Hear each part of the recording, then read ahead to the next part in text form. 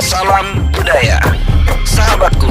Jumpa kembali dengan channel Indonesian Culture yang mengangkat keunikan tradisi budaya Indonesia serta Nusantara.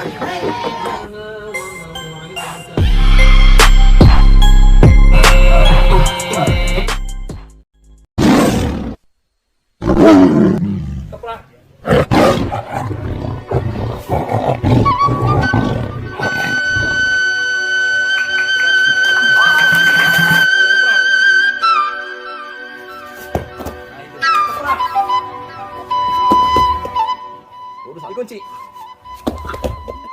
Sang Bangguras itu artinya singkatan Satria Awi. Karena dulu belajarnya saya di pohon bambu gitu, ditangkal bambu, peting gitu, koneng. Jadi Satria anu ngalati dina tangkal awi. Gitu.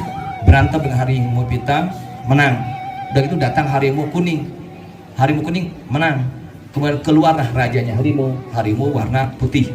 Ya, harimau warna putih menang. Ternyata Kali ini Kang Aden masih tetap mengangkat konten budaya di acara Silat Dai Al-Fat yang diselenggarakan oleh Pondok Pesantren Al-Fat Sukabumi. Dalam konten ini Kang Aden akan mengangkat dan mengulas salah satu aliran yang ada di dunia, khususnya Indonesia dan Jawa Barat, yaitu aliran Sang Maung Bodas.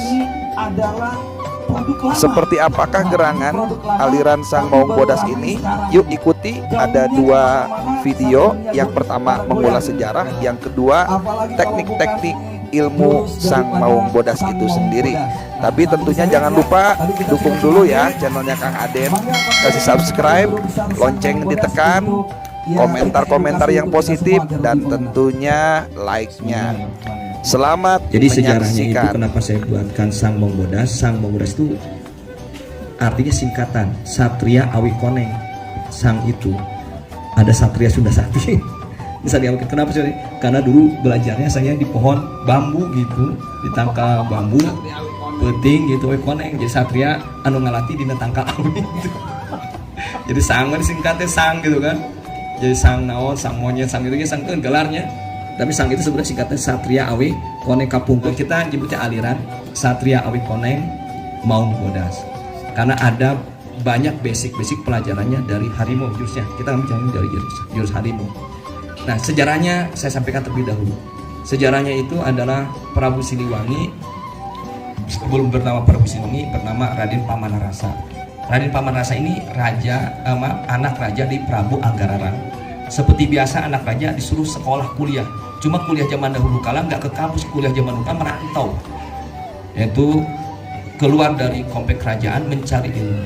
Sampailah di Curug Sawer. Curug Sawernya bukan Curug Sawer Sukabumi, Curug Sawer di Majalengka. Ketika mengambil air, datang harimau hitam. Ya, berantem dengan harimau hitam, menang. Udah gitu datang harimau kuning. Harimau kuning menang. Kemudian keluarlah rajanya harimau warna putih. Ya, harimau warna putih menang. Ternyata harimau itu simbol-simbol dari manusia gaib. Ya, maka lahirlah kemudian keluarlah aslinya harimau ini. Manusia gaib itu kalau bahasa Islam itu jin.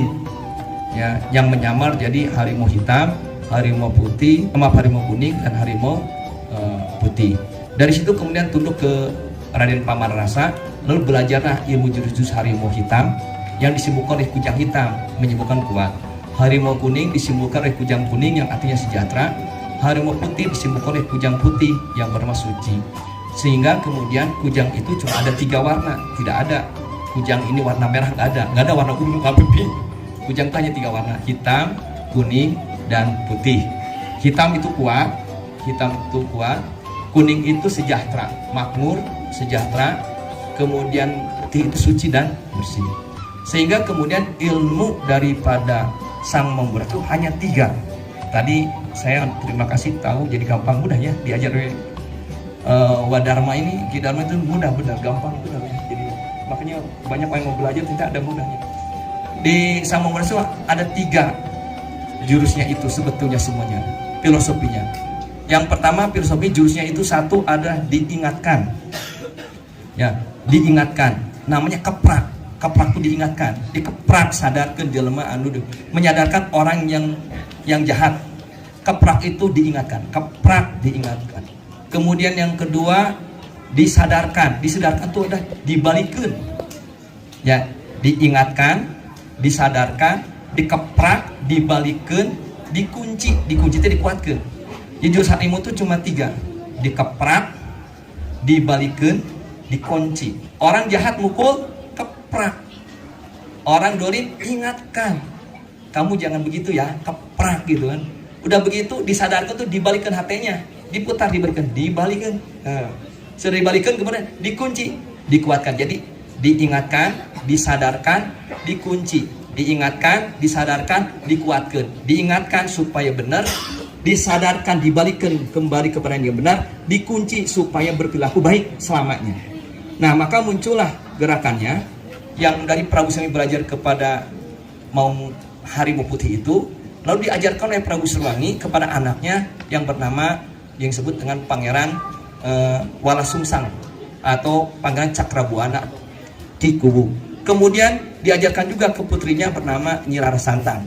Kemudian diajarkan juga ke anaknya yang ketiga namanya Prabu Kian Santang. Singkat cerita, Nyi Rara Santang kemudian menikah dengan Sultan Mesir yang bernama Syarif Abdullah, punya anak Syarif Hidayatullah. Diajarkanlah kepada Kanjeng Sunan Gunung Jati secara rahasia. Ini ilmu rahasianya yang tidak terbuka. Kemudian Sunan Gunung Jati mengajarkan kepada Sultan Maulana Hasanuddin. Sultan Maulana Hasanuddin mengajarkan ke Sultan Maulana Yusuf. Sultan Maulana Yusuf mengajarkan kepada Sultan Abdul Muhammad atau Sultan Maulana Muhammad. Sultan Maulana Muhammad mengajarkan kepada Sultan Abdul Mufahir, ya kan, atau Sultan Kenari Banten. Sultan Kenari Banten mengajarkan kepada Sultan Abdul Muali Ahmad. Sultan Abdul Muali Muhammad mengajarkan kepada Sultan Ageng Tirtayasa. Sultan Ageng Tirtayasa punya 4 anak. Sultan Ageng Tirtayasa mengajarkan pertama kepada Sultan Haji atau Saman Mansuruddin, mengajarkan ke Pangeran Purbaya, mengajarkan ke Pangeran Sake, dan mengajarkan ke Pangeran Sagiri. Dari Pangeran Sagiri ini saya silsilah belajarnya, beliau silat sang bodasnya, ayah nasarnya. Dari Pangeran Sagiri diajarkan kemudian kepada Raden Kanjung Kojong, Raden Kanjung Arifin, Raden Kanjung Arifin yang ada di mana, di Jatinegara, mengajarkan ke Raden Kojong. Pangeran Sagiri, Raden Kanjung Arifin, dan Raden Kojong itu ada di Jatinegara. Saya Muhammad Masudin ada Cikadun, Pargang, Banten. Sultan Haji, Sultan ke-7 dari Banten. Kemudian Pangeran Sagiri mengajarkan ke Raden Kanjung Arifin, mengajarkan ke Raden Kojong, mengajarkan kemudian dari Raden Kojong mengajarkan kepada Raden Ishak, dari Raden Ishak mengajarkan kepada Raden Ahmad, dari Raden Ahmad mengajarkan kepada Raden Ateng Kastar, dari Raden Ateng mengajarkan kemudian kepada Raden Sumawinata. Nah, saya belajar dari Sumawinata, tapi pada waktu itu dilarang keras untuk dibuka. Makanya tadi produk lama, tapi non produk lama ya, tapi diberitakan baru gitu. Maka kemudian dari Raden Sumawinata ini turunkan ke ayahanda saya bernama Raden Haji Adang Sabini.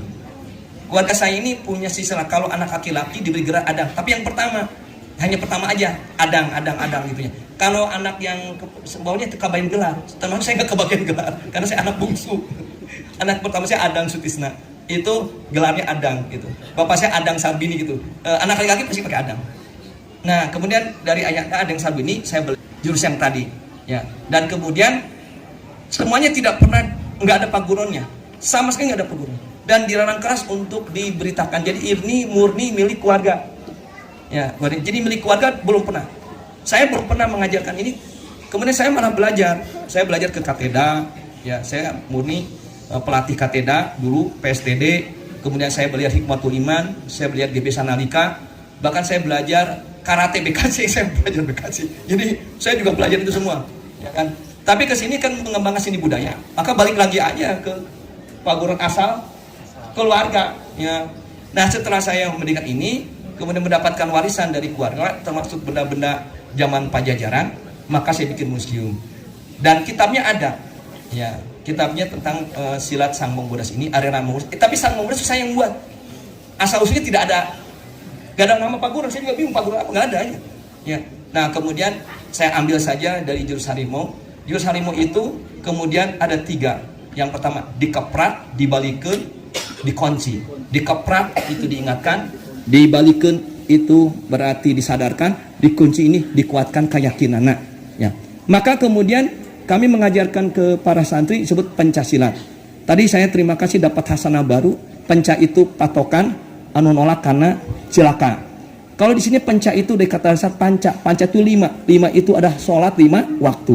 Silat itu dikata silaturahmi. Jadi santri kita Pancasila itu ada artinya sholat wajib dilaksanakan dan jaga silaturahmi. Jadi Pancasila itu sholat 5 waktu dan silaturahmi. Karena penca itu dari panca. Panca itu 5 itu sholat. Jadi makanya santri ini jaga sholat, jago silaturahmi. Santri jaga sholat, jago silat, jaga silaturahmi. Karena penca tadi, ya penca tina panca 5 teh sholat gitunya. 5 wajib, 5 silat teh tina silaturahmi. Jadi orang bisa kuat ku cara naon laksanakan sholat, izin jaga silaturahmi. Makanya kemudian jurusnya juga adalah bukan membunuh. Jurusnya adalah sadarkan, keprak, angkat ingatan, keprak, balikan, disadarkan, kunci supaya tong balik jadi jahat atau maksiat.